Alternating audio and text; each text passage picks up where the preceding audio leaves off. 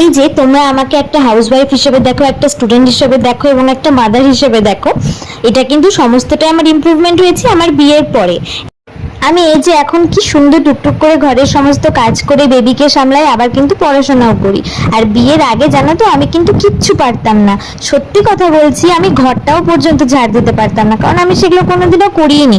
আমার অনেক বান্ধবী ছিল, তারা কিন্তু সব কাজ পারতো, ইভেন রান্নাটাও পারতো, আর আমি তো চা আর ম্যাগি ছাড়া কিছুই করতে পারতাম না, শুধু আমি পড়াশোনাটাই করেছি, তার সাথে কিন্তু কোনো কাজকর্ম শিখিনি। বাট বিয়ের পরে কিন্তু আমি সব একা একাই শিখে গেছি। ওই যে বলে না, কোনো জিনিসের প্রতি ভালোবাসা থাকলে সেটা এমনিতেই শিখে নেওয়া যায়, সেটার একটা বড় উদাহরণ কিন্তু আমি।